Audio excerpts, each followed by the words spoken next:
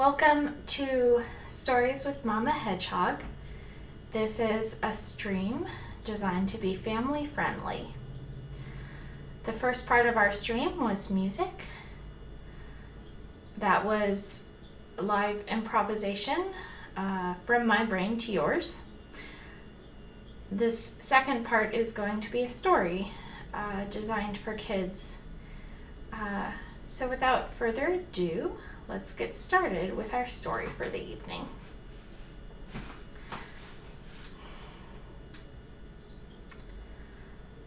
Once upon a time, a long time ago, in a land very far away, there lived a little girl. Now, when she was born, people got very mixed up, and they thought for sure she was a boy.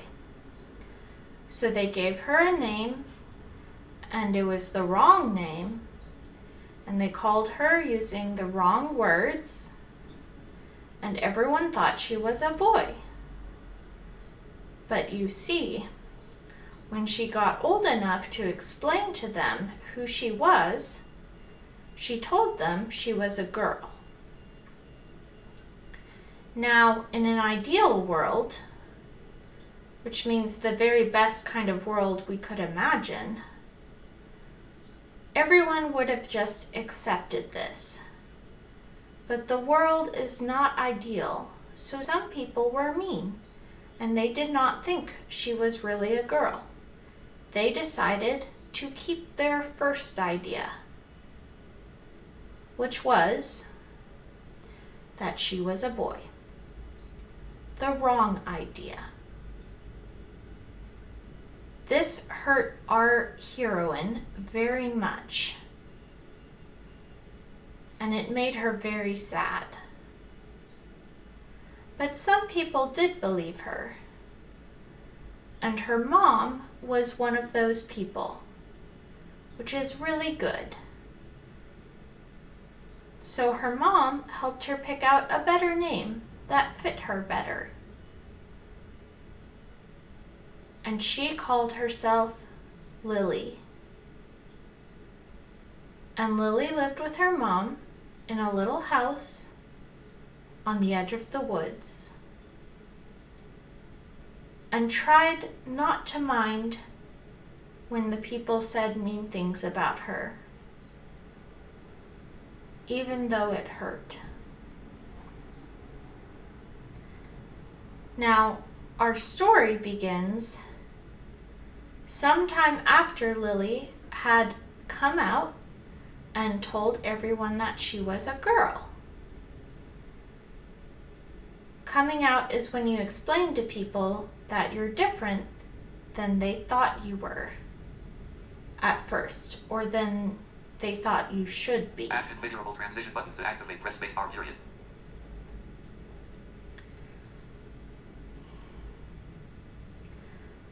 So Lily had been letting people know for some time that she was a girl when our story starts. Now, as I said, Lily lived with her mom. Her mom tried to do most of the housework because grown-ups try, when they're doing their jobs, not to give too much work to kids, because grown-ups have to do the hard work and kids have to do the hard work of growing up.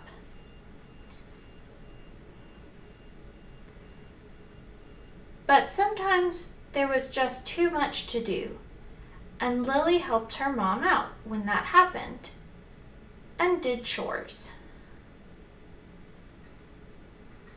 So one day, Lily was out in the woods gathering firewood. And she did not like this job very much. It was very pokey and scratchy and not nice or pleasant to feel at all. But she wanted to be warm, and her mom was busy, so she went out to get the firewood herself. And as she was bringing home her third armful of wood,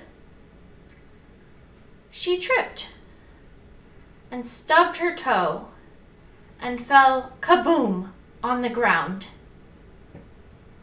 It was not very nice. And as she was picking herself up, someone said, "Hello." Lily looked around, and there, not too far away, watching her, was a little person. I don't mean a child. I mean someone who, even when they are all grown up, is a good deal shorter than the average human.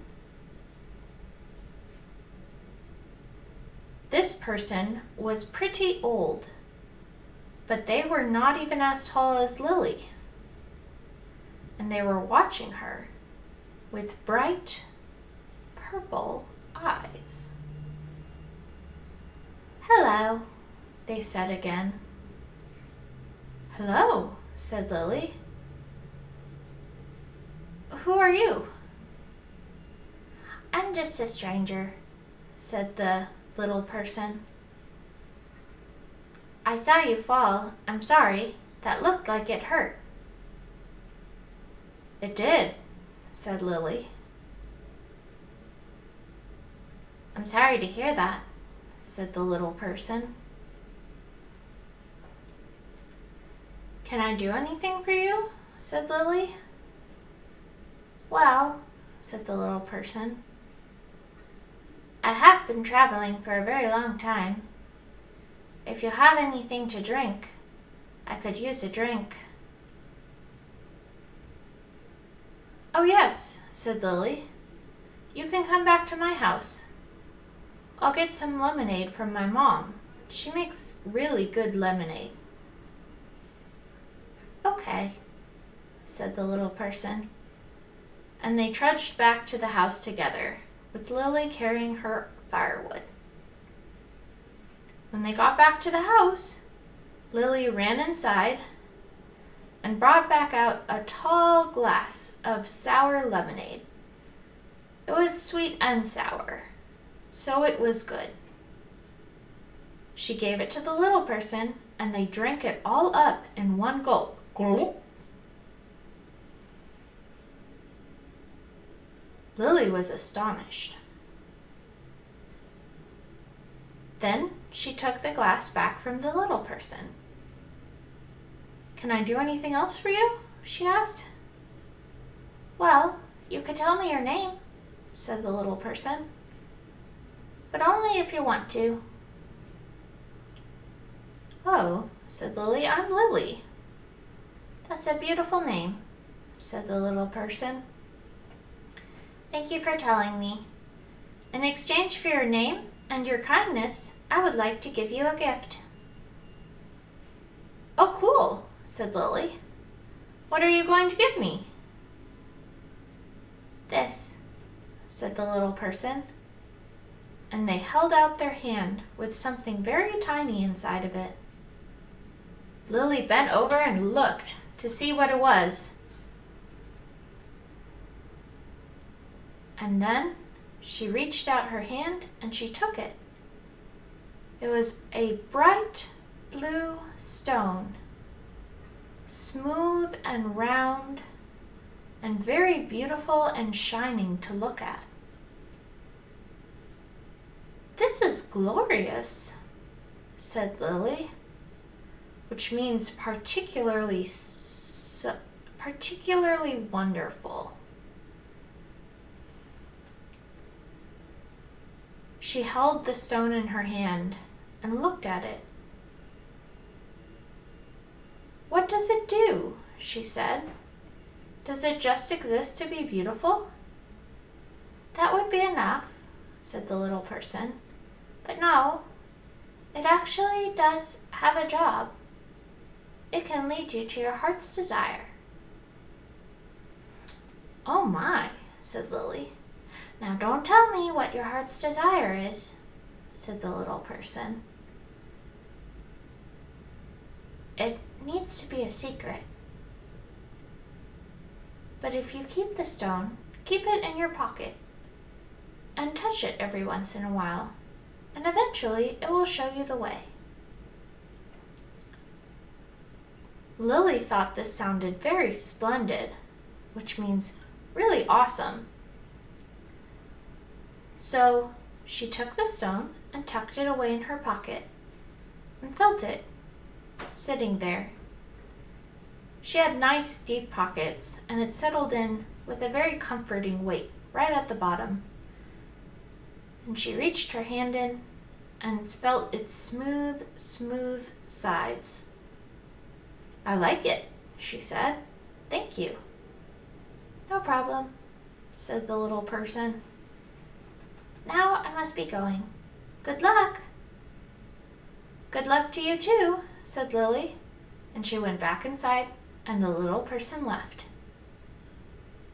Now, some time passed, and Lily kept the stone always in her pocket. She liked to pull it out and look at it sometimes, and feel it with her fingers. And she got very accustomed to it, and it became one of her favorite things to hold.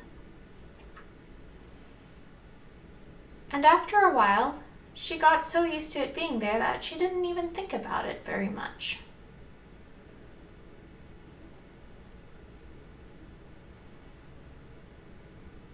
But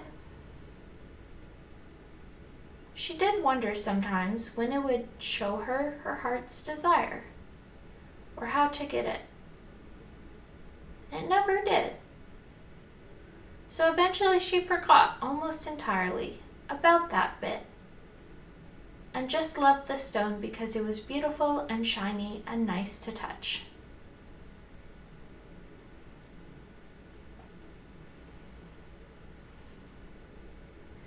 Things had been going on like this for some time, and Lily was again out in the woods one day gathering more firewood, when she reached into her pocket and discovered, to her horror, that the stone was gone. She frantically searched her pocket, but there was no hole. No way for the stone to have gotten out and escaped. Only solid pocket.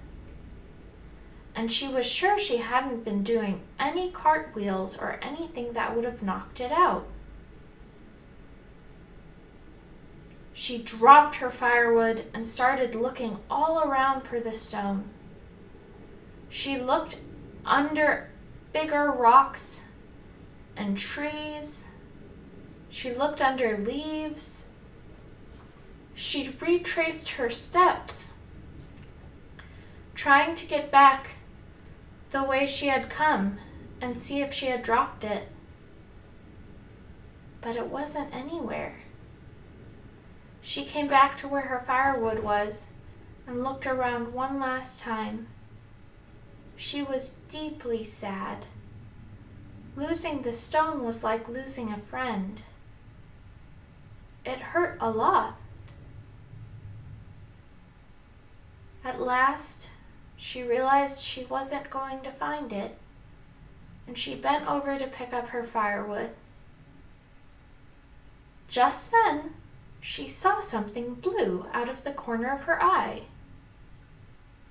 She stood up and looked at it, and it was the stone, lying on the ground a little ways away. She rushed over and bent over to pick it up. But when she did, the stone wasn't there. She looked all around, feeling heartbroken all over again. She thought she had imagined the stone. She was just about to go back to her firewood,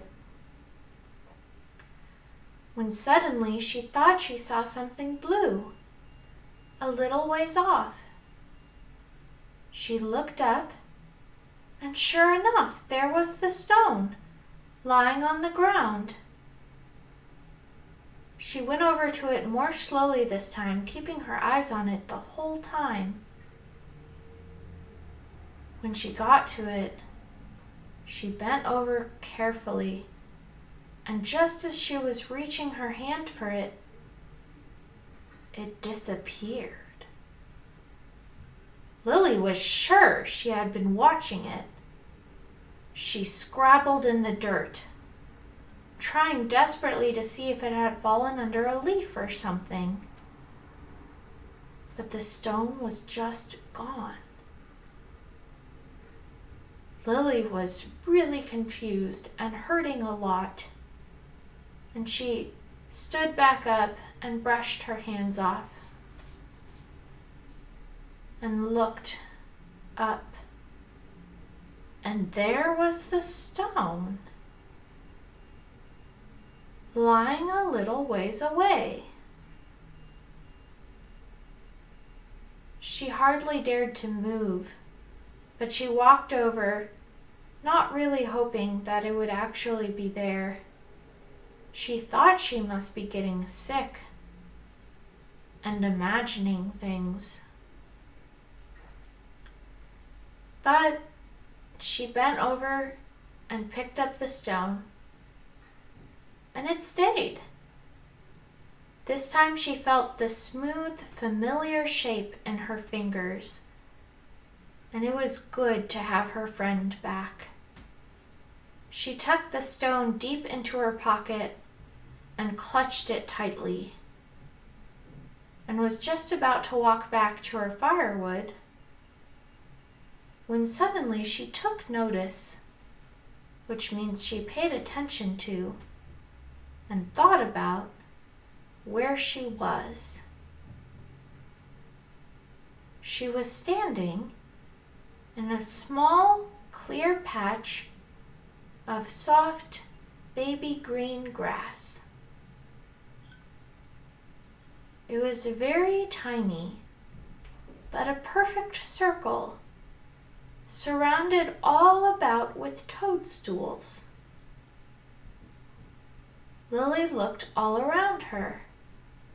The toadstools made a complete circle about her feet. The stone had been lying dead in the center of them. Lily thought about fairies. Now, you may be thinking, fairies are not real. I need to tell you, I do think fairies are real, but I think they're complicated. They don't show up much in our world, and it's been a long time since anyone talked to one here. But in some places, people still get to see fairies and talk to them and have adventures with them.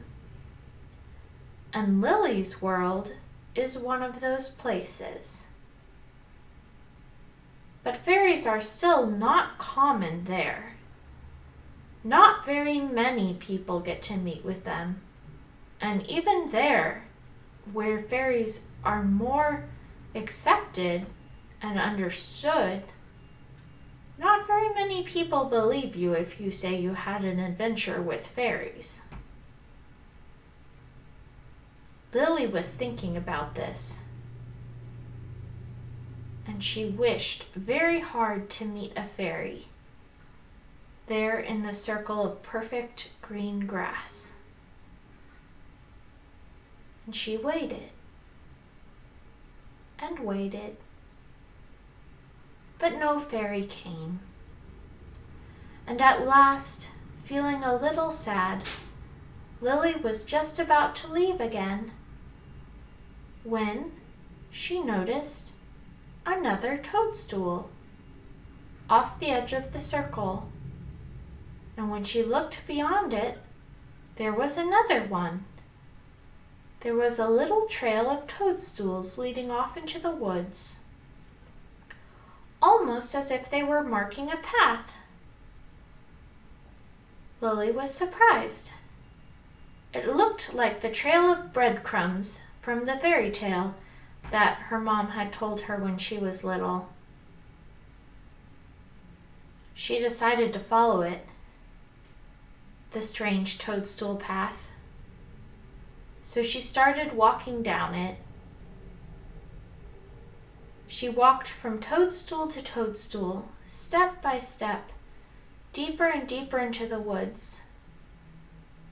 When she looked behind her after some ways, she saw the toadstool stretching back in the direction she had come and felt very much comforted. If you are going to follow a magical path into the woods, you don't want it to disappear behind you. So she followed the path and went very far into the woods, further than she had ever gone before.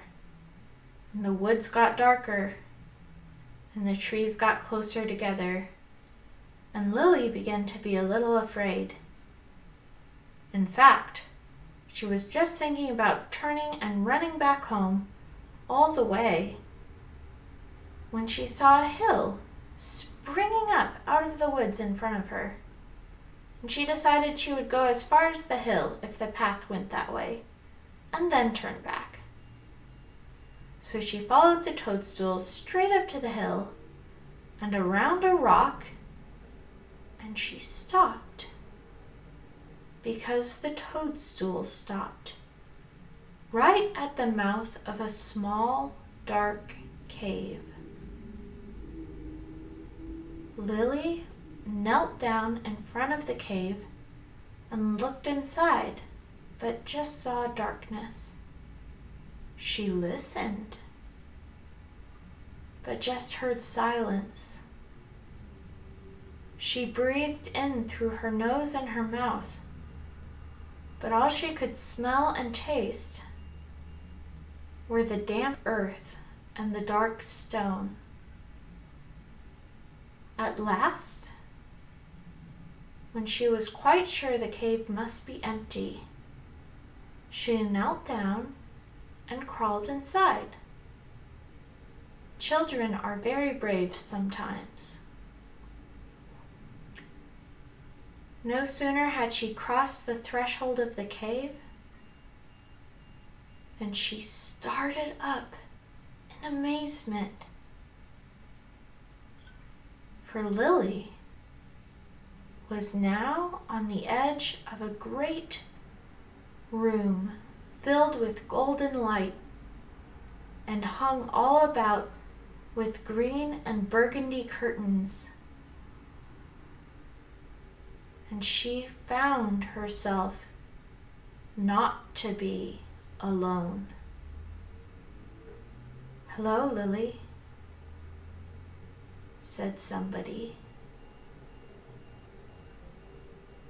If you would like to find out who the somebody was and what happened next, you should check back in on Thursday around a little after 8 o'clock.